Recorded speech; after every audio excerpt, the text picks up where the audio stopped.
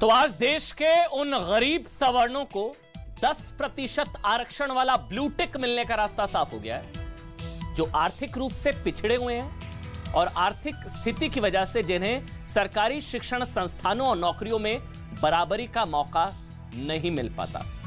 आज हम बिना किसी रिजर्वेशन के, बिना किसी लाग लपेट के, बिना किसी हिचकिचाहट के ये पूछना चाहते हैं कि क्या ये अंत की शुरुआत है, बिगिनिंग ऑफ द एंड कहा जाता है, यानी कि क्या सुप्रीम कोर्ट का फैसला जातिवादी आरक्षण के अंत की शुरुआत है? शब्दों को बहुत ध्यान से समझिएगा, फिर से रिपीट कर रहे हैं कि क्या सुप्रीम कोर्ट का फैसला जातिवादी आरक्षण के अंत की शुरुआत है? अगला शब्द सुनिए, वन नेशन वन रिजर्वेशन। क्या अब वन नेशन वन रिजर्वेशन का समय नहीं आ गया है? भाई, जब देश में एक देश एक टैक्स हो सकता है, जीएसटी, जब देश में एक देश एक राशन कार्ड हो सकता है, जब एक रैंक एक पेंशन हो सकती है, ओआरओपी, जब एक देश एक संविधान हो सकता है, जब 370 खत्म हुआ, तो क्या एक देश एक रिजर्वेशन नहीं हो सकता? One nation one reservation. अगर आप इससे सहमत हैं तो आप ट्वीट करें, हम आपकी राय को प्रोग्राम में जरूर शामिल करेंगे। One nation one reservation. आज हम इसी सवाल का जवाब तलाशने की कोशिश करेंगे। नमस्कार, देश नहीं झुकने देंगे, मैं हूं आपके साथ अमन चोपड़ा। गरीब सवर्णों को बराबरी का ब्लू टिक कैसे मिला, ये समझने के लिए चलिए आज आपको एक कहानी सुनाता हूं। आज से करीब 80 साल पहले, यानी कि साल 1942 में, 1942 में संविधान निर्माता डॉक्टर भीमराव अंबेडकर ने दलितों के हितों की लड़ाई लड़ने के लिए एक पार्टी की स्थापना की थी, जिसका नाम था शेड्यूल कास्ट फेडरेशन। इसके झंडे का रंग नीला था। डॉक्टर अंबेडकर को निजी तौर पर भी नीला रंग बहुत पसंद था। वो अक्सर नीले रंग का कोट पहना करते थे। नीले रंग के कोट में संविधान हाथ में लिए उनकी कई तस्वीरें आज देश भर के शहरों, गांव और कस्बों में कई मूर्तियां आपको जरूर दिखाई देंगी। कहा जाता है कि डॉक्टर अंबेडकर ने दलितों के हितों की लड़ाई के लिए नीला रंग इसलिए चुना था क्योंकि यही रंग, नीला रंग, आसमान का भी है। वो मानते थे कि जैसे आकाश किसी के साथ भेदभाव नहीं करता ना, वैसे ही हमें भी किसी के साथ भेदभाव नहीं करना चाहिए। नीला रंग उनको बहुत पसंद था। जैसे आकाश हर तरफ है, वैसे ही भारत में दलित और पिछड़ा समाज हर तरफ है। आगे चल के ये नीला रंग ही दलित और पिछड़ों की लड़ाई का रंग बन गया। दलितों की राजनीति करने वाली कई पार्टियों ने भी इसे अपना लिया। इस लड़ाई का मुख्य मुद्दा हमेशा आरक्षण रहा।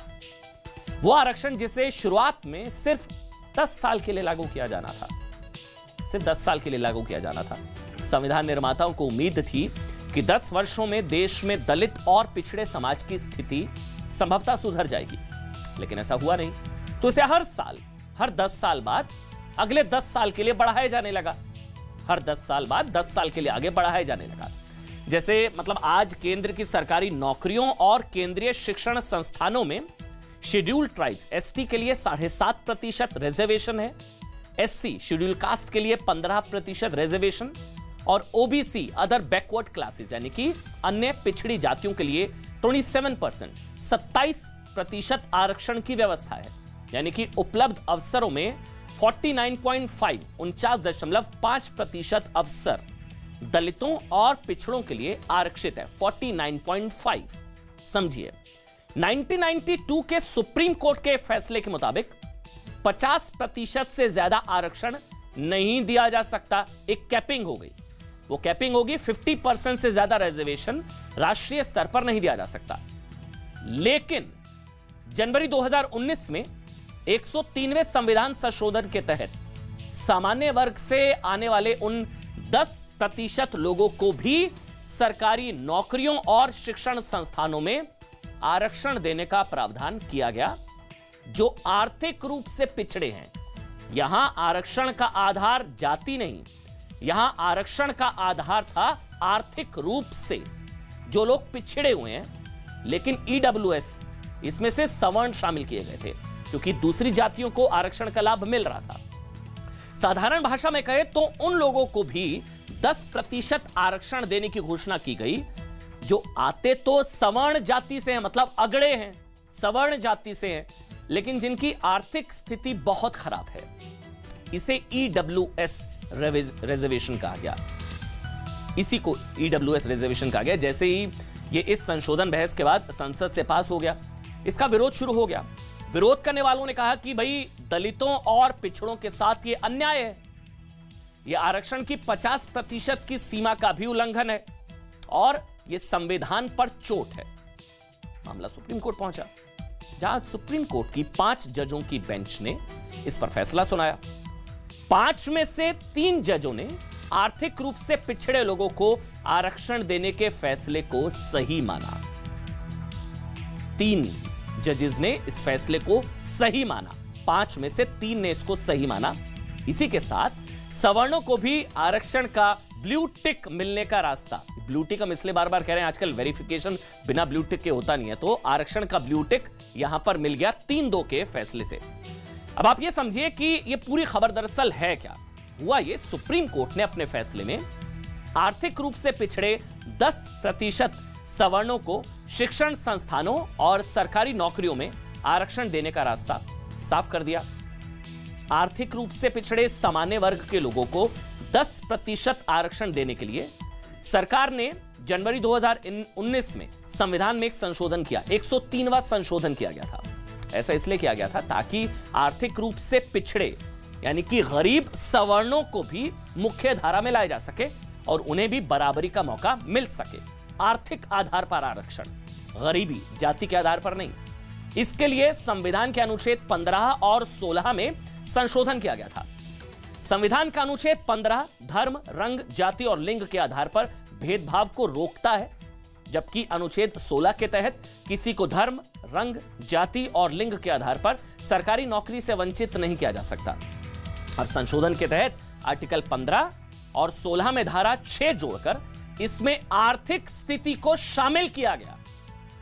इसमें आर्थिक स्थिति को शामिल किया गया, यानी कि किसी की भी खराब आर्थिक स्थिति शिक्षण संस्थानों और सरकारी नौकरियों में बाधा नहीं बन सकती और इस आधार पर भेदभाव भी नहीं किया जा सकता। आर्थिक समानता के लिए यह ऐतिहासिक कदम था। गरीब सवर्णों में इस आरक्षण का लाभ उन लोगों को भी मिल सकता है जिनकी परिवार की वार्षिक आय 8 लाख रुपए या उससे कम है। 8 लाख रुपए या उससे कम है, उन लोगों को इसका लाभ मिला जिनके पास 5 एकड़ या उससे कम की कृषि भूमि है, जिनकी वार्षिक पारिवारिक आय मैंने बताया 8 लाख रुपए से कम है, उन्हें मौका मिल सके। इसके अलावा जिनके पास 1000 स्क्वायर फीट या 100 गज से कम का घर है। अब संविधान में इस संशोधन को मुख्य रूप से डीएमके ने सुप्रीम कोर्ट में चैलेंज किया। सुप्रीम कोर्ट पहुंच गया मामला, 103वां संशोधन सरकार ने किया। इसके साथ ही कुछ और याचिकाएं भी सुप्रीम कोर्ट में दायर की गई थी। इस पर 5 अगस्त 2020 को तत्कालीन chief justice of India SS Bobde की अध्यक्षता वाली 3 जजों की बेंच ने यह मामला संविधान पीठ को सौंप दिया। मामला पेचीदा था, 103वां संशोधन हो चुका था, फैसले को चैलेंज किया गया। इसके बाद सुप्रीम कोर्ट की संवैधानिक पीठ ने इस मामले की सुनवाई की और आज इस पर फैसला आया। फैसले में सुप्रीम कोर्ट के 5 में से 3 जजों ने गरीब सवर्णों को 10% आरक्षण देने के फैसले को कायम रखा है। 5 में से 3। ये फैसला एक नए युग की शुरुआत कह सकते हैं कि जिस तरीके से ये 91 में इस तरीके का रिजर्वेशन दिया गया था। SC ST या दूसरे वर्गों को बाहर रखने की बात आई थी और वो संविधान की समानता के खिलाफ है। उन्होंने आरक्षण को संविधान की समानता के खिलाफ नहीं बताया, बल्कि आरक्षण के भीतर आरक्षित वर्ग को जो EWS के दायरे से बाहर रखने को उन्होंने समानता के खिलाफ बताया है। और इस पूरे मामले के 3 बड़े पहलू हैं। पहला पहलू ये है कि क्या EWS आरक्षण संविधान के दायरे में है। दूसरा पहलू था कि क्या EWS के दायरे से आरक्षित वर्गों को बाहर किया जा सकता है। और तीसरा पहलू था कि क्या आरक्षण की सीमा किसी भी लिहाज से 50% से ज़्यादा जा सकती है। तो इन तीनों पहलुओं के अलावा एक चौथा पहलू भी था कि क्या सरकार के अलावा निजी क्षेत्र में आरक्षण लागू किया जा सकता है। तो इन सारे पहलुओं पर बहुत सारी बातें हुई हैं और मुझे लगता है कि इसमें संसद, सरकार और सुप्रीम कोर्ट को सभी को एक कम्प्रहेंसिव दृष्टिकोण लेने की ज़रूरत है। ये फैसला एक नए युग की शुरुआत कह सकते हैं कि जिस तरीके से ये 91 में इस तरीके का रिजर्वेशन दिया गया था। संवैधानिक पीठ की 4 पीठ ने जजमेंट प्रोनाउंस किया। जजमेंट बहुत बड़े थे। उसके बाद जस्टिस 3 जजों ने उसमें कहा कि ये जो संशोधन किया गया है वो संविधान की मंशा के अनुरूप है, जबकि जस्टिस रविंद्र भट्ट और जस्टिस मुख्य न्यायमूर्ति ललित ने कहा कि ये संविधान की मंशा के विपरीत नहीं है और एक्सक्लूजन जो किया गया है वो संविधान की जो मूल भावना है या उसके अनुच्छेद हैं उसके अगेंस्ट है। तो क्या ईडब्ल्यूएस आरक्षण पर सुप्रीम कोर्ट के 5 जजों की बेंच का फैसला अंतिम माना जा सकता है? जस्टिस एस रविंद्र ने ईडब्ल्यूएस आरक्षण के विरोध में फैसला देते हुए कहा कि यह संविधान में समानता की भावना के खिलाफ है। क्या आप इससे सहमत हैं? ये सारे सवाल हमने एक्सपर्ट से पूछे, उनका जवाब आपने सुना कि 75 साल बाद सुप्रीम कोर्ट के नए फैसले से आरक्षण व्यवस्था क्या और एक तरीके से मजबूत हो जाएगी? जस्टिस पारदीवाला ने कहा कि आरक्षण हमेशा के लिए नहीं हो सकता। जस्टिस जे त्रिवेदी ने भी कहा कि रिजर्वेशन व्यवस्था को री एग्जामिन करने की जरूरत है। तो हमने सवाल पूछा कि क्या कभी आरक्षण व्यवस्था खत्म करने की टाइमलाइन क्या फिक्स हो सकती है? देखिए, इस पूरे मामले की सुनवाई 5 जज कर रहे थे। इनमें chief justice of India UU Lalit, justice Dinesh Maheshwari, justice Bela M Trivedi, justice JP Pardiwala और जस्टिस एस रविंद्र शामिल थे। 5 जजेस। आज आपको जानना चाहिए कि ईडब्ल्यूएस आरक्षण के पक्ष में और इसके विरोध में फैसला सुनाने वाले जजेस ने फैसला सुनाते हुए क्या कहा। जस्टिस दिनेश माहेश्वरी, उन्होंने कहा कि गरीब सवर्णों को आरक्षण संविधान के मूलभूत सिद्धांतों और भावना का उल्लंघन नहीं करता। आरक्षण आर्थिक सामाजिक रूप से पिछड़े लोगों को समाज में शामिल करने में अहम भूमिका निभाता है। ये पक्ष में जस्टिस बेला एम त्रिवेदी, इन्होंने कहा कि ईडब्ल्यूएस कोटा वैध और संवैधानिक है। आर्थिक रूप से कमजोर वर्ग को भी एक अलग वर्ग मानना सही होगा। आजादी के 75 साल बाद हमें समाज के हितों के लिए आरक्षण व्यवस्था पर फिर से विचार करने की जरूरत है, जिसका हम जिक्र कर रहे हैं, reservation reform. Justice JP Pardiwala, इनका फैसला भी पक्ष में। उन्होंने कहा कि डॉक्टर अंबेडकर का विचार था, उन्होंने कोट किया डॉक्टर अंबेडकर को, कहा कि डॉक्टर अंबेडकर का विचार था कि आरक्षण की व्यवस्था 10 साल रहे, लेकिन यह अभी तक जारी है। आरक्षण को निहित स्वार्थ नहीं बनने देना चाहिए। गैर बराबरी दूर करने के लिए आरक्षण कोई अंतिम समाधान नहीं है। ईडब्ल्यूएस आरक्षण संविधान के किसी प्रावधान का उल्लंघन नहीं करता। 3 जजेस ने ईडब्ल्यूएस आरक्षण के पक्ष में फैसला दिया। जस्टिस एस रविंद्र, उन्होंने कहा कि आर्थिक आधार पर आरक्षण से एससी, एसटी और ओबीसी को बाहर किया जाना असंवैधानिक है। यह समानता की भावना को खत्म करता है। ऐसे में ईडब्ल्यूएस आरक्षण को मैं गलत ठहराता हूं, यह इनकी तरफ से कहा गया। इसके अलावा जस्टिस यूयू ललित, जो कि चीफ जस्टिस ऑफ इंडिया है, उन्होंने भी इसके विरोध में फैसला दिया। उन्होंने कहा कि मैं जस्टिस रविंद्र भट्ट के विचारों से पूरी तरह से सहमत हूं। ऐसे में गरीब सवर्णों को आरक्षण का फैसला 3-2 से जाता है। अब 3 जजेस ने पक्ष में फैसला दिया, इसका मतलब ईडब्ल्यूएस आरक्षण बरकरार रहेगा, गरीब सवर्णों को आरक्षण बरकरार रहेगा। सुप्रीम कोर्ट का फैसला आने के बाद कई लोगों ने इसका स्वागत किया, तो कई इसके विरोध में उतर आए।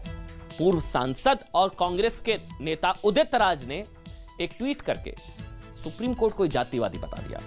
उन्होंने लिखा कि सुप्रीम कोर्ट, ये ट्वीट है, सुप्रीम कोर्ट जातिवादी है। अब भी कोई शक? ईडब्ल्यूएस आरक्षण की बात आई तो कैसे पलटी मारी कि 50% की संवैधानिक सीमा बाध्यता नहीं, लेकिन जब दलितों और पिछड़ों को आरक्षण की बात आती है तो इंदिरा साहनी मामले में लगी 1992 इंदिरा साहनी मामले में लगी 50% सीमा का हवाला दिया जाता है। इसके अलावा भी जो ये उदित राज का ट्वीट, हालांकि कांग्रेस पार्टी के लाइन से अलग है। कांग्रेस पार्टी कह रही है तो हम लाना चाह रहे थे, हमारी मैनिफेस्टो में था, हमने इसमें आयोग भी बना दिया था। इसके अलावा जो भी राजनीतिक प्रतिक्रियाएं आई हैं वो भी आपको सुननी चाहिए, फिर हम इस विश्लेषण को आगे बढ़ाएंगे। एससी, एसटी, ओबीसी का मैटर आता है तो सुप्रीम कोर्ट कुछ और हो जाता है, जब सवर्णों का मैटर आ जाता है तो सुप्रीम कोर्ट और हो जाता है। उस मानसिकता के ऊपर सवाल कर रहा हूँ, जवाब सुप्रीम कोर्ट को देना चाहिए। आर्थिक पिछड़ापन रिजर्वेशन या आरक्षण का आधार हो सके, इसको कबूलियत मिल गई है। सुप्रीम कोर्ट कास्टिस्ट है या जातिवाद की ओर बढ़ रहा है, मैं समझता हूँ ये उचित नहीं है। मोदी सरकार की जो नीति है अगर उसको देखा जाए तो सरकारी नौकरियां तो धीरे धीरे समाप्त हो रही हैं। जाति आधारित जनगणना सशक्त माध्यम है साइंटिफिक डाटा का इस देश की आर्थिक, शैक्षणिक, सामाजिक स्थिति को जानने के लिए। सुप्रीम कोर्ट के निर्णय के साथ जो संविधान को मानने वाले लोग हैं वो सब उनको मानने को तैयार हैं। अब आपको इस पूरे मामले की पूरी टाइमलाइन हम बताते हैं। ये भी बताते हैं कि इस मामले में कौन कहां खड़ा है।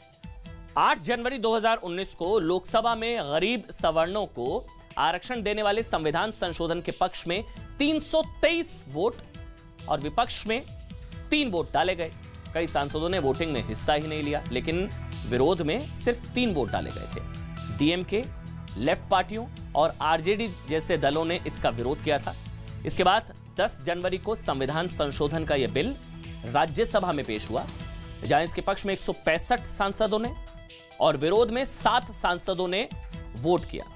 जब यह बिल संसद के दोनों सदनों से पास हो गया तो इसके बाद 31 जनवरी 2019 को केंद्र सरकार के कार्मिक और प्रशिक्षण विभाग ने ईडब्ल्यूएस आरक्षण को लेकर एक नोटिफिकेशन जारी किया।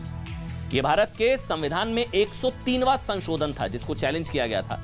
103वां संशोधन था और इसके तहत संविधान के अनुच्छेद 15 और 16 में खंड 6 जोड़कर आर्थिक रूप से, यह पहली बार था, हमेशा जाति के आधार पर आरक्षण दिया गया, लेकिन आर्थिक रूप से कमजोर सवर्णों को नौकरी और शिक्षण संस्थाओं में 10% आरक्षण देने का ऐलान कर दिया गया। वैसे कहा जाता है कि भाई गरीबी की कोई जाति नहीं होती, गरीबी जाति देखकर नहीं आती, लेकिन आरक्षण का विरोध अब क्योंकि सवर्णों को मिल रहा है इसलिए इसका विरोध हो रहा है। गरीबों में जाति ढूंढी जा रही है। ये सब उस दौर में हो रहा था जब देश में लोकसभा चुनाव होने वाले थे, जिसका मैंने जिक्र किया। प्रधानमंत्री के तौर पर नरेंद्र मोदी केंद्र में अपना एक कार्यकाल पूरा कर चुके थे 2019, और देश में दोबारा चुनाव होने वाले थे। इसलिए कई विपक्षी पार्टियों ने इसे सवर्णों का भी तुष्टीकरण कहा। सवर्णों का तुष्टीकरण उस वक्त कहा गया था 2019 में, जब गरीब सवर्णों को आरक्षण का बिल लाया गया, लेकिन डीएमके इस मुद्दे को सुप्रीम कोर्ट ले गई। इस बीच इस मुद्दे पर कई और याचिकाएं भी दायर हो चुकी थी। सुप्रीम कोर्ट ने सभी पर एक साथ सुनवाई शुरू की। फैसला देने से पहले सुप्रीम कोर्ट के सामने मुख्य रूप से 3 सवाल थे, बहुत ध्यान से समझिएगा। पहला सवाल, क्या ईडब्ल्यूएस आरक्षण देने के लिए संविधान में किया गया संशोधन, 103वां संशोधन, संविधान की मूल भावना के खिलाफ है? पहला सवाल। दूसरा सवाल यह कि क्या एससी, एसटी और ओबीसी वर्ग के सामाजिक और आर्थिक रूप से पिछड़े लोगों को इससे बाहर रखना संविधान के बेसिक स्ट्रक्चर के खिलाफ है? क्योंकि यहां सिर्फ गरीब सवर्णों को दिया जा रहा था, सिर्फ गरीब सवर्णों को। तीसरा सवाल जो था इसमें कि क्या राज्य सरकारों को निजी संस्थानों में एडमिशन के लिए ईडब्ल्यूएस कोटा तय करने का अधिकार होना चाहिए राज्य सरकारों को। जो पार्टियां और संस्थाएं ईडब्ल्यूएस आरक्षण के खिलाफ थीं, उनके मोटे तौर पर 5 मुख्य तर्क थे। इसका विरोध क्या कहकर हो रहा था उसको समझिए। पहला यह था कि भाई ईडब्ल्यूएस आरक्षण संविधान की मूल भावना के खिलाफ है, इसका लाभ सिर्फ सवर्णों को मिलेगा, सिर्फ अगड़ों को मिलता है, जो असल में पिछड़े हुए हैं उन्हें इससे बाहर रखा गया। दूसरा तर्क विरोध में यह था कि भाई गरीब सवर्णों को आरक्षण की जरूरत ही नहीं है, उन्हें पैसा देकर भी उनकी हालत सुधारी जा सकती है, उनको पैसा दिया जा सकता है। इसके लिए किसानों को दी जाने वाली 6000 रुपए की किसान निधि का भी जिक्र किया गया। तीसरा, इसके विरोध में पिछड़े, दलितों और आदिवासियों को ईडब्ल्यूएस आरक्षण से बाहर रखना, क्योंकि गरीब सिर्फ सवर्णों को दिया जा रहा था, बाहर रखना संविधान में दिए गए समानता के अधिकार का उल्लंघन है। चौथा, यह कहकर विरोध किया जा रहा था कि ईडब्ल्यूएस आरक्षण पाने की सीमा 8 लाख रुपए वार्षिक है, मतलब जिसकी 8 लाख रुपए तक की सालाना है वो इसमें इसका लाभ ले सकता है, यानी कि 66,000 रुपए महीना। भारत के ज्यादातर परिवारों की मासिक आय 25,000 रुपए है। इससे साबित होता है कि लाभ पाने वाले वर्ग की स्थिति दूसरे वर्ग से अच्छी है।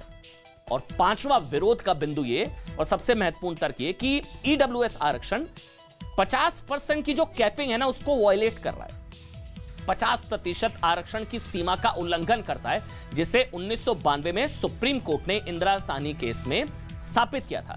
इस फैसले के मुताबिक आरक्षण की सीमा 50% से ज्यादा नहीं हो सकती। इन सभी तर्कों के विरोध में सरकार ने भी दलील दी और कहा कि सरकार ने कहीं भी 50% के आरक्षण के बैरियर को नहीं तोड़ा है। यह आरक्षण सामान्य वर्ग में आने वाले 50% लोगों के लिए है।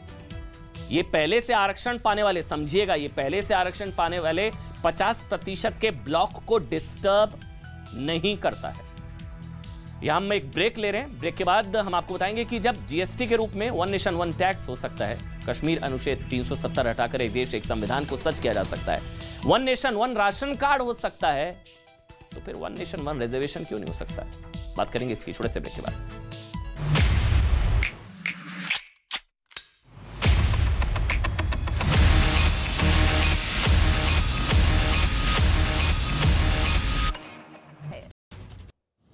बिहार की मोतिहारी में दो भाइयों के बीच विवाद सुलझाने गई पुलिस को लोगों ने बंधक बनाया। दोनों भाइयों को थाने ले जाने की कोशिश पर गांव वालों ने विरोध जताया।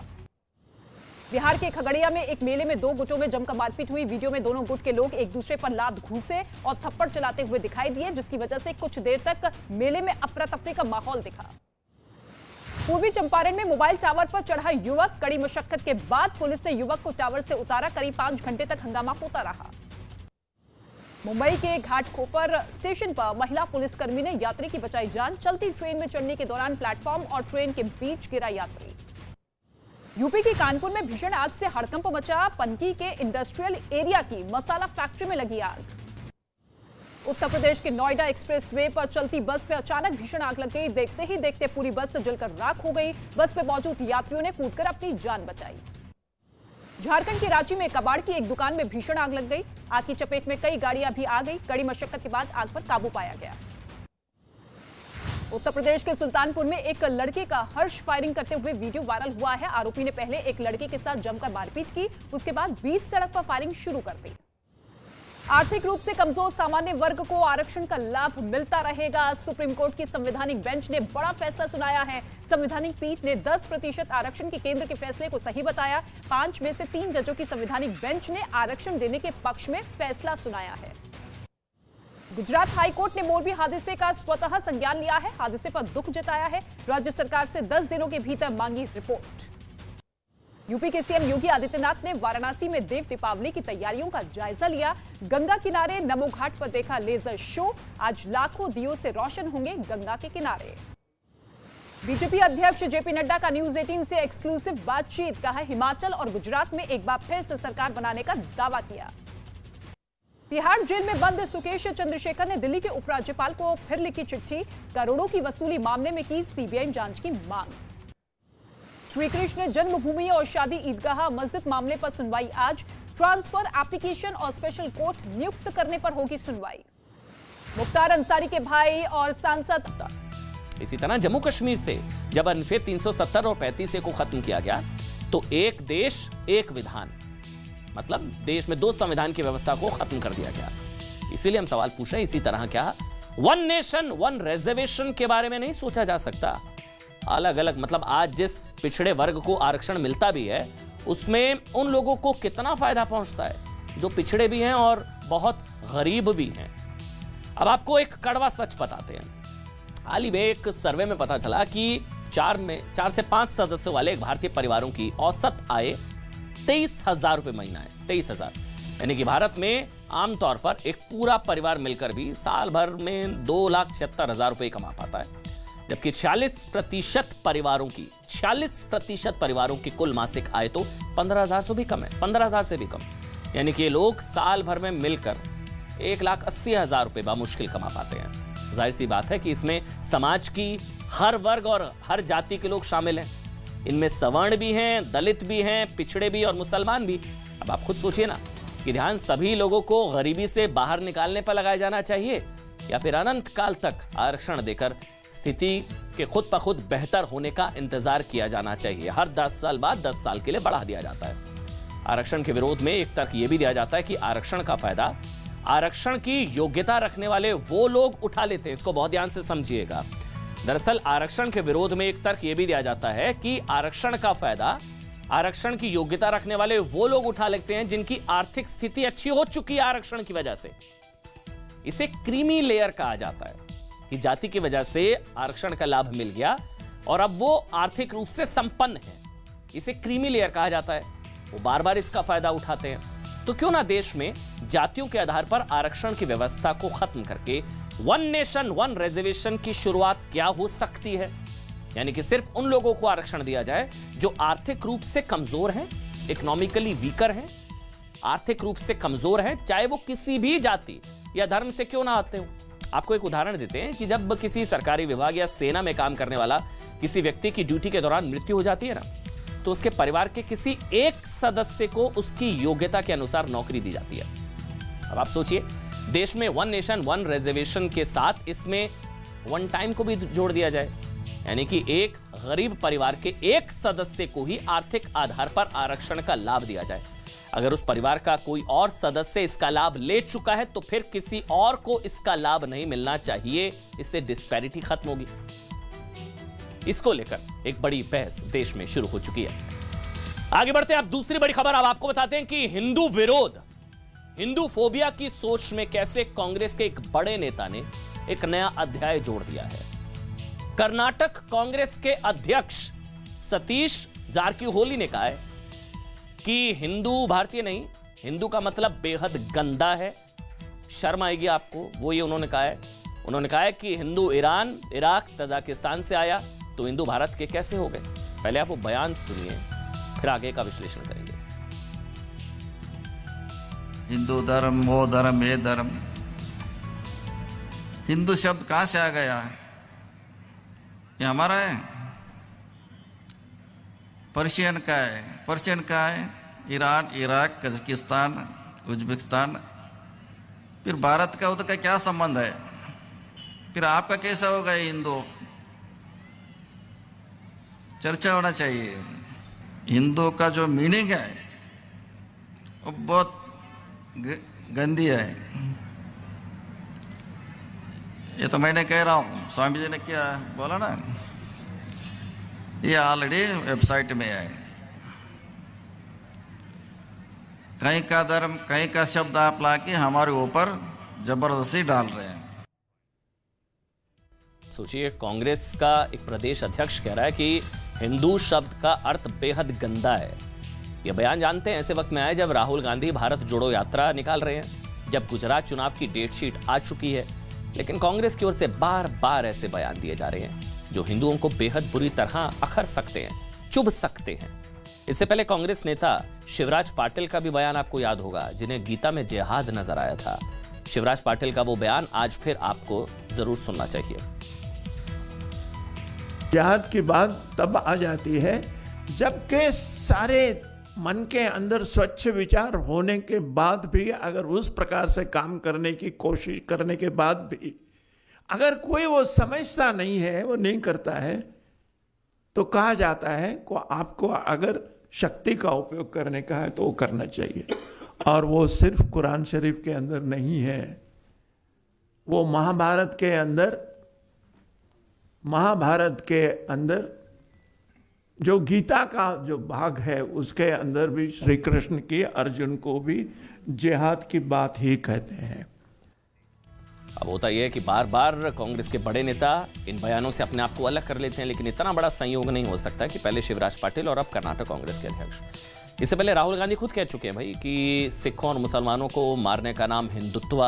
कांग्रेस के बड़े नेता सलमान खुर्शीद कह चुके हैं कि हिंदुत्व बोको हराम, ISIS की तरह हिंदू आतंकवाद का नैरेटिव भी कांग्रेस सरकार के वक्त ही गढ़ा गया था, जब कहा गया था, आपको याद होगा, कि RSS कैंप्स में हिंदू आतंकवाद को बढ़ावा दिया जा रहा है। और यही नैरेटिव जानते हैं ब्रिटेन में सितंबर के महीने में हुए हिंदू विरोधी दंगों में गढ़ने की कोशिश हुई। बहुत ध्यान से सुनिएगा इस खबर को।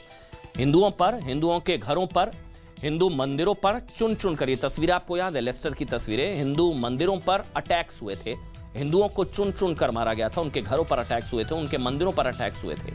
लेकिन हिंदू विरोधी नैरेटिव तैयार करने वाले गैंग ने यह अफवाह फैलाने की कोशिश की कि हिंसा में RSS और दूसरे हिंदू चरमपंथी संगठनों का हाथ है। ये एक नैरेटिव सेट करने की कोशिश की। इस गैंग में कुछ राजनीतिक पार्टियां, कुछ अखबार और कुछ सोशल मीडिया इन्फ्लुएंसर्स भी शामिल थे। सितंबर के महीने में ब्रिटेन के लेस्टर शहर में हिंदू मुस्लिम हिंसा हुई। तब कुछ अखबारों और सोशल मीडिया पर दावा किया गया कि हिंसा के पीछे हिंदू संगठन है। लेकिन ये रिपोर्ट मेरे पास है। दरअसल इंग्लैंड की एक संस्था है Henry Jackson society. Henry Jackson society ने इंग्लैंड की एक संस्था ने हिंदू फोबिया से ग्रसित लोगों के फर्जी आरोपों को खारिज कर दिया। रिपोर्ट जारी की गई है बाकायदा लेस्टर हिंसा को लेकर। हेनरी जैक्सन सोसाइटी के एक रिसर्च फेलो चार्लोट लिटिलवुड ने हिंदू मुस्लिमों से बातचीत, फैक्ट्स, वीडियो और पुलिस से बात करने के बाद यह रिपोर्ट तैयार की है। रिपोर्ट में कहा गया है कि लिस्टर हिंसा में आरएसएस और हिंदूवादी संगठनों के शामिल होने का कोई सबूत नहीं है, लेकिन इंग्लैंड की मीडिया के एक हिस्से ने पूर्वाग्रह से ग्रसित होकर, समझिएगा, इंग्लैंड की एक मीडिया ने एक हिस्से ने पूर्वाग्रह से ग्रसित होकर ऐसे कमेंट्स दिखाए जो हिंदुओं के खिलाफ नफरत से भरे थे। ब्रिटेन में हिंदू मुस्लिम हिंसा की शुरुआत 28 अगस्त को हुई थी, जब एशिया कप T20 मैच में भारत ने पाकिस्तान को हरा दिया गया था। इससे नाराज पाकिस्तानी मुसलमानों ने हिंदू समुदाय को निशाना बनाया, मंदिरों में तोड़फोड़ करने की कोशिश की। अब रिपोर्ट में क्या कहा गया वो मैं एक बार पढ़ देता हूं। ये रिपोर्ट मेरे पास है जिसमें लिखा गया centre for radicalisation and terrorism, Charlotte Littlewood, ये संस्था है हेनरी जैक्सन सोसाइटी। इसके शुरुआत में की पॉइंट्स में इसमें लिखा गया है, acquisition of RSS terrorist led to a number of Hindu youth to temporarily relocate for their safety. आगे उन्होंने लिखा है रिपोर्ट में, there has never been a Hindu extremist terrorist attack in the UK. There has never been a Hindu extremist terrorist attack in UK and the youth in question had no affiliation to RSS. ये फर्जी narrative गढ़ने की कोशिश की गई, हिंदू आतंकवाद, हिंदू चरमपंथ, हिंदू विरोधी narrative गढ़ने की कोशिश करने वाले सोशल मीडिया इन्फ्लुएंसर्स। अच्छा, इसमें एक और चीज लिखी गई है, social media influencers, one who has been convicted on terrorism charges, one who praised the suspected mastermind of Bombay, मतलब इनके आतंकवादियों से कुछ सोशल मीडिया इन्फ्लुएंसर्स जो आतंकवादियों से प्रभावित हैं, आतंकवादी संगठनों के साथ जुड़े हुए हैं, कुछ मीडिया इन्फ्लुएंसर्स हैं जो बॉम्बे किलिंग्स, मतलब बॉम्बे बॉम्बिंग्स, जो मुंबई में आतंकी हमला हुआ था उसके आतंकवादियों को बचाते हैं, और was reported to have offered prayer to the brothers of ISI fighters, मतलब आईएसआईएस के साथ भी जुड़े हैं, have inflamed community tension spreading fake news. मतलब मीडिया इन्फ्लुएंसर्स आईएसआईएस जैसे आतंकी संगठनों से भी जुड़े हैं। ये रिपोर्ट इस वक्त मेरे पास है, हमने रिपोर्ट को पढ़ा है, इसका कुछ अंश मैंने आपको पढ़कर बताया जिसमें साफ तौर पर लिखा गया है कि इसमें ये जो चीजें लिखी गई हैं कि फर्जी खबरें फैलाकर सामुदायिक तनाव को भड़काने का आरोप लगाया गया, राजनीतिक नेताओं के सहयोग से मुख्यधारा के मीडिया द्वारा सहानुभूति हासिल करने के लिए फर्जी नरेटिव गढ़ा गया, सोशल मीडिया इन्फ्लुएंसर्स के एक समूह की साजिश के कारण शहर में हिंदू मुस्लिम दंगे हुए। अच्छा, रिपोर्ट में लिखा गया कि मीडिया इन्फ्लुएंसर्स के कुछ संबंध आतंकवादियों से भी है। आगे इसमें लिखा गया है हिंदुत्व चरमपंथ का नरेटिव गढ़ने वालों में एक सजा याफ्ता आतंकवादी भी है। जो तस्वीरें देख रहे हैं आप, ये लेस्टर की तस्वीरें थी, इसने तालिबान और आईएसआईएस आतंकवादियों के लिए भी दुआ मांगी। और इसमें लिखा गया है जिन लोगों पर आरएसएस के आतंकवादी होने का आरोप लगाया गया था उनका ना तो उस यूथ के बारे में इस रिपोर्ट में लिखा गया, उस यूथ का ना तो दक्षिणपंथी संगठन से कोई संबंध था, ना ही उसके बारे में उन्हें कोई पता था। ये जो रिपोर्ट है, मैं फिर से दिखा रहा हूं, ये रिपोर्ट है, ये रिपोर्ट आई है जिसमें हेनरी जैक्सन सोसाइटी की एक रिपोर्ट है, अंतर्राष्ट्रीय एजेंसी है जिसने ये रिपोर्ट की है, यानी कि पूरी साजिश हिंदू आतंकवाद का झूठा नरेटिव गढ़ने और फिर हिंदुओं पर ही हमले करने की थी, और फिर हिंदू फोबिया से भयंकर तौर पर ग्रसित मीडिया के एक वर्ग ने इस गैंग का पूरा साथ दिया। आगे बढ़ते अब हम आपको गुजरात हिमाचल प्रदेश चुनाव से पहले उस तीसरे लेटर बम की बात करेंगे जो लिखा तो दिल्ली के तिहाड़ जेल से गया, लेकिन आशंका है कि लेटर बम गुजरात चुनावों में बड़ा सियासी धमाका कर सकता है। तिहाड़ जेल में बंद महाठग सुकेश चंद्रशेखर ने तीसरा लेटर भी है मेरे पास, ये तीसरा जो ये चिट्ठी है, देखिए ये चिट्ठी है, ये तीसरा लेटर दिल्ली के उपराज्यपाल विनय कुमार सक्सेना को लिख दिया। तीसरा इसलिए क्योंकि पहले में कुछ सवाल जोड़े हैं अब इसमें, वैसे दो चिट्ठियां हैं लेकिन ये तीसरा इसलिए क्योंकि पहले में कुछ सवाल, जिसमें पहली बार सीधे मुख्यमंत्री अरविंद केजरीवाल को सवालों में फंसाने की कोशिश की गई है। पहली बार महाठग की ये चिट्ठी कैसे खुद को ईमानदारी का ब्रांड एम्बेसडर मानने वाली आम आदमी पार्टी की गुजरात में मुश्किलें बढ़ा सकती है, ये हम आपको आगे बताएंगे। लेकिन पहले आपको जानना चाहिए कि सुकेश चंद्रशेखर ने ये जो तीसरी चिट्ठी मेरे हाथ में है इसमें लिखा क्या है, इसके तमाम सवालों को एक रिपोर्ट के जरिए आपको बताते हैं।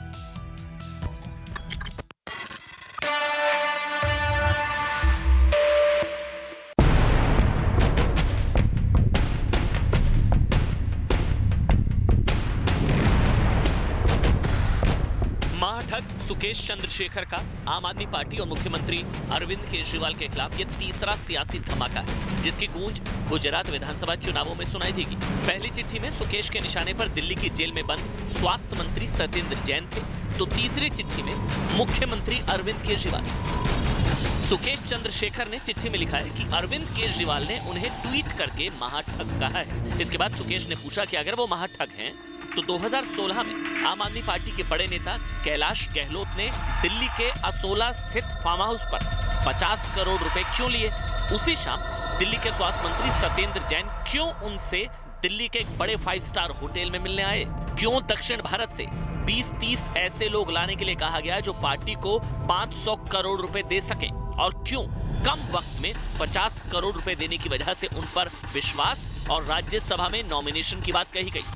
फर्स्ट कंप्लेंट के बाद जेल के अंदर थ्रेट ज़्यादा बढ़ गया है, प्रेशर इसके ऊपर बढ़ गया है इन चीज़ों को विड्रॉ करने का, और ये प्रेशर सत्येंद्र जैन के द्वारा है और एक्स डीजी श्री संदीप गोयल जी के द्वारा है, जो इस कंप्लेंट का बेसिक कंटेंट है। इस लेटर में टोटल 3 लोगों का नाम है, एक सत्येंद्र जैन साहब का नाम है, केजरीवाल साहब का नाम है और एक कैलाश गहलोत जी का नाम है, जिनके फार्म हाउस में असोला में ये 50 करोड़ रुपीस की डील हुई थी as per the allegation in the second complaint. Sukesh ने चिट्ठी में यह भी आरोप लगाया कि कर्नाटक में पूर्व कमिश्नर रहे भास्कर राव को उनके कहने पर ही राज्य में पार्टी का हेड बनाया गया। चिट्ठी में सुकेश ने दावा किया कि 2017 में उसकी गिरफ्तारी के बाद सत्येंद्र जैन उससे जेल में मिलने आए और पूछा कि 50 करोड़ वाली बात जांच एजेंसी को बताई या नहीं, क्योंकि केजरीवाल इससे बेहद परेशान है। चिट्ठी में सुकेश चंद्रशेखर ने यह भी दावा किया है कि उनके पास सभी आरोपों से जुड़े सबूत हैं और वो जांच एजेंसी को सभी सबूत दे सकते हैं। केजरीवाल के खिलाफ सुकेश चंद्रशेखर ने चिट्ठी में लिखा है कि जो व्यक्ति उसके जरिए पार्टी फंड जुटाना चाहता था वही उसे ठग कह रहा है, जबकि पार्टी में सब कुछ केजरीवाल की मर्जी से ही तो होता है। सुकेश ने एलजी से मांग की है कि इस केस की सीबीआई जांच कराई जाए, क्योंकि वो केजरीवाल और सत्येंद्र जैन का सच उजागर करना चाहता है।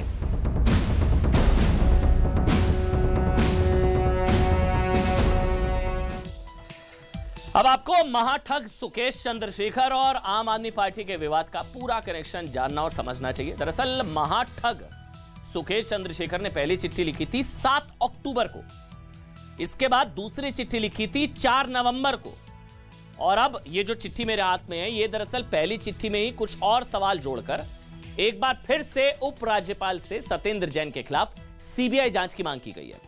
आम आदमी पार्टी और अरविंद केजरीवाल के खिलाफ सुकेश चंद्रशेखर ने 8 बड़े आरोप लगाए हैं। 8 आरोप नंबर 1 क्या आरोप है, मैं एक बार पढ़ देता हूं। आरोप नंबर 1 यह कि केजरीवाल के कहने पर कैलाश गहलोत को 50 करोड़ दिए, यह बहुत बड़ा आरोप है। अरविंद केजरीवाल के कहने पर कैलाश गहलोत को 50 करोड़ दिए, यह आरोप सुकेश चंद्रशेखर का। आरोप नंबर 2, 50 करोड़ देने पर राज्यसभा नॉमिनेशन का भरोसा दिया गया। ये जो 3 चिट्ठियां हैं उसमें से जो दूसरी चिट्ठी इसमें कहा गया था कि 50 करोड़ दिए राज्यसभा का नॉमिनेशन का भरोसा दिया गया।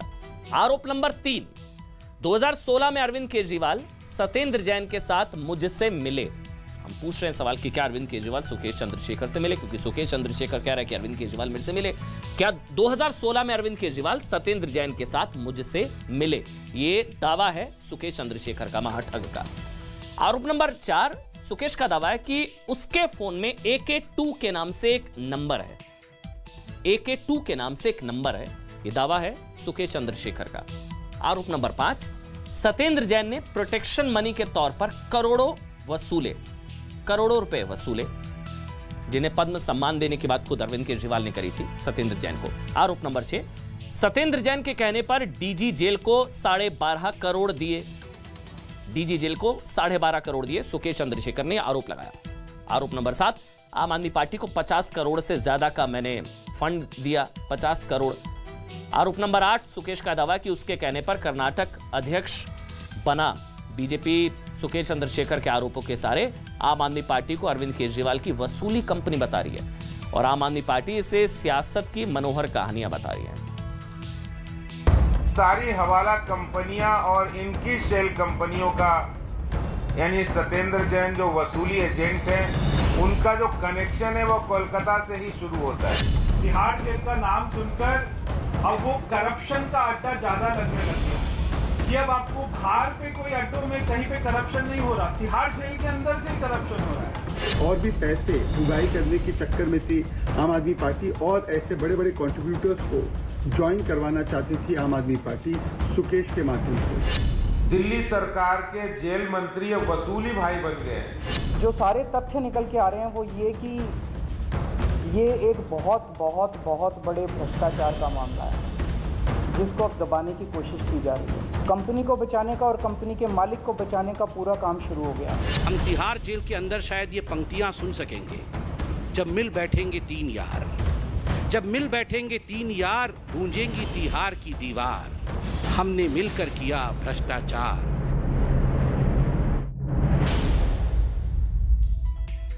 इसलिए ये तो तय है कि आम आदमी पार्टी के खिलाफ महाठग के जितने भी आरोप हैं उसके जवाब अरविंद केजरीवाल या आम आदमी पार्टी को गुजरात चुनावों में जनता को देने पड़ सकते हैं। सवाल पूछे जाएंगे। अरविंद केजरीवाल से लोगों को उम्मीदें इसलिए भी ज्यादा हैं क्योंकि वो ईमानदारी की बातों के सहारे राजनीति में आए। खुद अरविंद केजरीवाल ने उन्होंने कहा था कि निष्पक्ष जांच के लिए किसी भी आरोपी का इस्तीफा बहुत जरूरी है, क्योंकि केजरीवाल सरकार पर शराब घोटाले और महाठग के आरोपों के बीच ही हरियाणा के आदमपुर उपचुनाव के नतीजे भी आ गए हैं। आदमपुर उपचुनावों में आम आदमी पार्टी की जमानत तक जब्त हो गई है। आम आदमी पार्टी की जमानत जब्त हो गई। आदमपुर विधानसभा उपचुनाव, आम आदमी पार्टी के प्रत्याशी सतेंद्र सिंह को आदमपुर उपचुनावों में सिर्फ 3420 वोट मिले, जबकि जमानत बचाने के लिए आम आदमी पार्टी को आदमपुर में कुल 1,31,523 वोटों में से कम 21,911 वोट लेने जरूरी थे, लेकिन जमानत जब्त हो गई आम आदमी पार्टी के उम्मीदवार की। हरियाणा में आदमपुर उपचुनाव में बीजेपी उम्मीदवार भव्य बिश्नोई जीते, उन्हें 15,714 वोटों से जीत मिली। आम आदमी पार्टी की स्थिति ये तब है जब मुख्यमंत्री अरविंद केजरीवाल ने खुद आदमपुर में रोड शो किया था। अरविंद केजरीवाल ने रैली में भारी भीड़ देखकर कहा था कि दिल्ली के स्कूलों की चर्चा पूरी दुनिया में हो रही है। अरविंद केजरीवाल ने आदमपुर के लोगों को भरोसा दिलाया था कि अगर उपचुनावों में आम आदमी पार्टी जीती तो 2024 में होने वाले हरियाणा विधानसभा चुनावों में आम आदमी पार्टी की ही सरकार बनेगी। आम आदमी पार्टी ने इस उपचुनाव के लिए पूरी ताकत लगा दी थी। खुद अरविंद केजरीवाल ने प्रचार किया, रोड शो हुआ, दिल्ली पंजाब के बड़े बड़े नेता प्रचार में लगे। सोशल मीडिया पर दावा किया गया कि आम आदमी पार्टी आदमपुर चुनाव जीत रही है, लेकिन उपचुनाव से पहले आम आदमी पार्टी 2 बड़े विवादों में फंसी। आरोप नंबर 1 कथित शराब घोटाला और नंबर 2 महाठग के आरोप, और आम आदमी पार्टी को इन दोनों आरोपों का गुजरात चुनावों में भी संभवतः सामना करना पड़ सकता है। आगे बढ़ते हैं। अब आज हम आपको गरीब सवर्णों को मिलने वाले आरक्षण के ब्लू टिक के बारे में हमने आपको बताया, लेकिन अब हम बात करेंगे ट्विटर के उस ब्लू टिक की जिसे लेकर ट्विटर इस्तेमाल करने वाले दुनिया के 21 करोड़ लोग जो हैं वो 2 हिस्सों में बंट गए हैं। ट्विटर के नए मालिक एलन मस्क ने जैसे ही ब्लू टिक के बदले $8 यानी कि 657 रुपए, ब्लू टिक के बदले 657 रुपए चार्ज करने का ऐलान किया, वैसे ही अब एक तरीके से बड़ी संख्या में लोग इसके विरोध में आ गए हैं। तो कुछ लोगों ने इसको सही कदम बताया। ब्लू टिक के लिए $8 चार्ज करने और $8 में किसी को भी ब्लू टिक देने के फैसले के बारे में जानकारी देते हुए एलन मस्क ने कुछ दिनों पहले ट्विटर पर ही लिखा था कि ये लॉर्ड और पेजेंट्स वाला भेदभाव खत्म करने की शुरुआत है। मतलब एलन मस्क मानते हैं कि जिनके पास ब्लू टिक है वो खुद को दूसरों से ऊपर समझते हैं और जिनके पास ये नहीं है उन्हें कमजोर समझ लिया जाता है। एक तरह से एलन मस्क कह रहे हैं कि ट्विटर पर पहचान साबित करने वालों को जो ब्लू टिक वाला आरक्षण मिला हुआ है ना, या तो वो खत्म होना चाहिए या फिर बाकियों को भी इसका लाभ मिलना चाहिए। बाकियों को क्यों ना मिले। इसके अलावा एलन मस्क ने इस नए नियम का समर्थन करते हुए यह भी कहा कि कंपनी को चलाने के लिए पैसों की जरूरत है। एक तरफ एलन मस्क ने कहा है कि कंपनी को चलाने के लिए फंड यानी कि पैसों की जरूरत है, तो लोगों ने तर्क दिया कि इस तरह तो पैसे देकर किसी को भी ब्लू टिक मिल जाएगा, मतलब फिर वेरीफाइड का मतलब ही क्या रह जाएगा।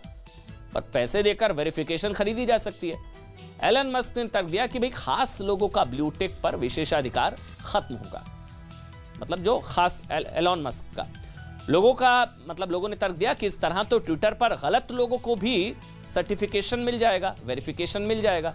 वैसे आपको बता दें अभी पूरी दुनिया में ट्विटर इस्तेमाल करने वाले 4 लाख लोगों के अकाउंट वेरीफाइड है, यानी कि वो लोग हैं जिनके पास ब्लू टिक है।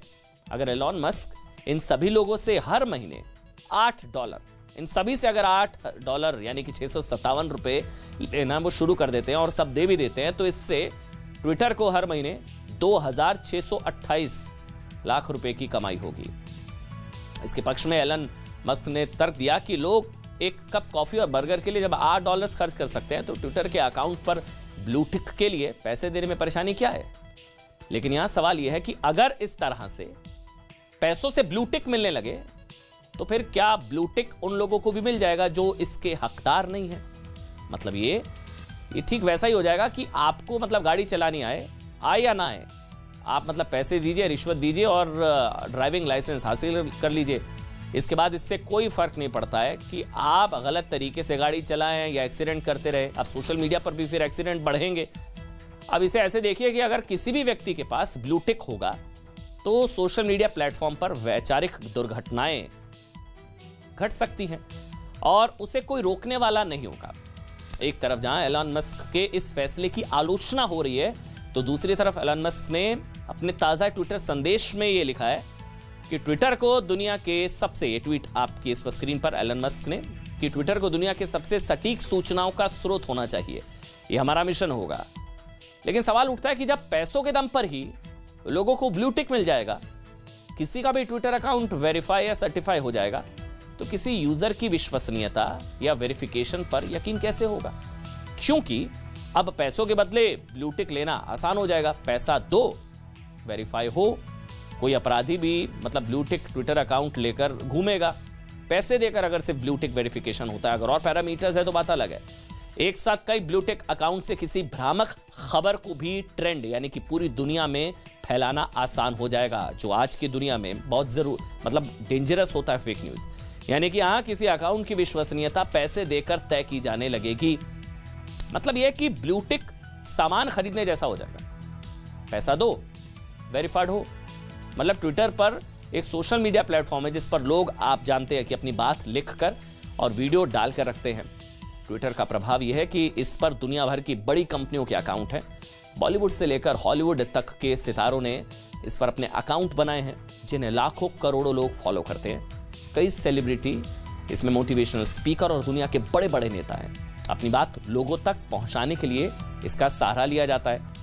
अब इसमें यह जोड़ दिया गया कि $8 देने होंगे ट्विटर वेरिफिकेशन को कंटिन्यू करने के लिए। ट्विटर पर ट्रेंड करने वाली खबर, कहानी या वीडियो पर दुनिया भर में बहस शुरू हो जाती है, नैरेटिव सेट होता है। मतलब किसी विचारधारा पर भारत से लेकर दुनिया के दूसरे कोने में बहस और वाद विवाद होने लगता है। विवाद को समझने के लिए सबसे पहले समझने की जरूरत है कि ब्लू टिक का दरअसल मतलब क्या होता है। जिन ब्लू टिक की इतनी लड़ाई होती है, $8 एलन मस्क ले रहे हैं, लोग देने के लिए तैयार है नहीं है, आगे पता लगेगा। साफ साफ कहें तो किसी यूजर के अकाउंट पर ब्लू टिक लगे होने का मतलब दरअसल ये होता है कि वो अकाउंट वेरीफाइड है। मतलब फेक अकाउंट कम से कम नहीं है, पैरोडी नहीं है, फेक अकाउंट नहीं है। इस अकाउंट पर भरोसा किया जा सकता है, इसकी क्रेडिबिलिटी है, इसकी विश्वसनीयता है, ये वेरीफाइड है, इसकी डिटेल्स है। अब जब पैसे देकर वेरीफाई होगा तो फिर कैसे होगा। अगर किसी सेलिब्रिटी के अकाउंट पर ब्लू टिक लगा हुआ है तो ट्विटर ने इसे वेरीफाई किया है कि फलां सेलिब्रिटी का यही अकाउंट है। मतलब ये कि अगर ब्लू टिक वाले ट्विटर अकाउंट से एलन मस्क कोई बात रख रहे हैं तो ये एलन मस्क का ये संदेश माना जाएगा, किसी और का नहीं। मतलब कोई और अपने ट्विटर अकाउंट पर एलन मस्क लिखकर कोई ट्वीट कर दे वो नहीं, अगर ब्लू टिक है तो वही वेरिफिकेशन है। एलन मस्क ने ट्विटर को खरीदने के साथ ही 2 बड़े फैसले लिए हैं। पहला फैसला ले कि ब्लू टिक अकाउंट के बदले पैसा चार्ज करने का ऐलान किया। सबसे पहले पैसा चार्ज होगा ब्लू टिक के बदले $8। दूसरा ये कि कंपनी से बड़े पैमाने पर कर्मचारियों की छटनी शुरू कर दी। 28 अक्टूबर को तारीख है, वो तारीख है जब दुनिया के सबसे अमीर आदमी एलन मस्क ने ट्विटर को खरीद लिया। $44 बिलियन। ट्विटर को खरीदने का सौदा जो हुआ वो $44 बिलियन यानी कि करीब 3,60,000 करोड़ में हुआ, 3.5 करोड़। इसके बाद एलन मस्क ने ब्लू टिक के बदले पैसे चार्ज करने का ऐलान किया, जो अभी मैंने आपको बताया। अमेरिका, कनाडा, ऑस्ट्रेलिया, न्यूजीलैंड और ब्रिटेन ये ऐसे देश है जहां पहले इसकी शुरुआत हो रही है। पहले फेज में ये बताया जा रहा है कि अमेरिका, कनाडा, ऑस्ट्रेलिया, न्यूजीलैंड और ब्रिटेन में, मतलब ये ऐसे देश है जहां पहले इसकी शुरुआत हो रही है। इन देशों में अभी ये सेवा सिर्फ iOS यानी कि एप्पल फोन यूजर्स के लिए होगी। ये सेवा भारत में इसी महीने के आखिर तक शुरू हो सकती है। एलन मस्क दुनिया में अपने बड़े फैसलों के लिए जाने जाते हैं। देखिए, ट्विटर को खरीदने के बाद भी उन्होंने कई बड़े फैसले लेने शुरू कर दिए। अपने दूसरे बड़े फैसले में उन्होंने 50% कर्मचारियों को कंपनी से बाहर का रास्ता दिखा दिया। 50% कर्मचारियों को कंपनी से बाहर का रास्ता दिखा दिया गया। इसका मतलब यह है कि ट्विटर ने अपने 7,500 स्टाफ को सीधे आधा कर दिया।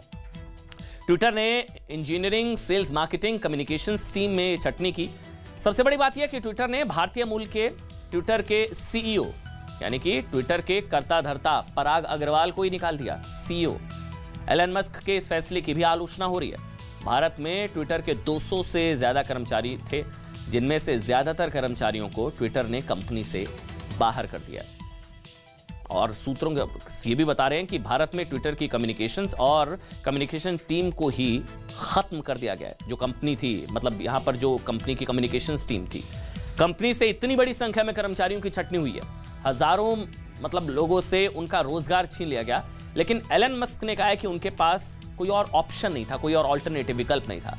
कंपनी को चलाने के लिए फंड की जरूरत होती है। $44 बिलियन में डील हुई ट्विटर को। इसकी वजह से हर रोज वो बता रहे हैं कि जिन लोगों को निकाला 33 करोड़ रुपए के नुकसान का दावा किया गया है।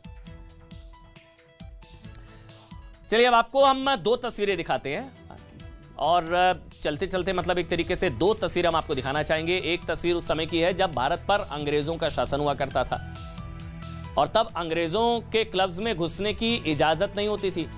अक्सर इन क्लब्स के बाहर ऐसे बोर्ड लगे होते थे। ये जो आप बोर्ड देख रहे हैं, ऐसा लगा होता था भाई कि जिन पर लिखा होता था कि नो डॉग्स और इंडियंस। लेकिन अब ये तस्वीर देखिए, ब्रिटिश प्रधानमंत्री के आधिकारिक आवास 10 डाउनिंग स्ट्रीट पर ना सिर्फ एक भारतवंशी अपने परिवार के साथ बस गया, बल्कि उनके पास उनका एक कुत्ता भी है जिसका नाम है नोवा। अब इन तस्वीरों का क्या मतलब है, हमें आपको बताने की जरूरत नहीं है। आप हमारा अब तक का इशारा समझ चुके होंगे। ये तस्वीरें पिछले 2-3 दिनों से आप जानते हैं सोशल मीडिया पर ये जो तस्वीर है 10 डाउनिंग स्ट्रीट वाली जो तस्वीर है बहुत ज़बरदस्त तरीके से वायरल हो रही थी और समय का चक्र ऐसा घूम गया कि dogs and Indians are not allowed और यहाँ 10 डाउनिंग स्ट्रीट में कुत्ते के साथ ऋषि सुनक। 100 बात की एक बात।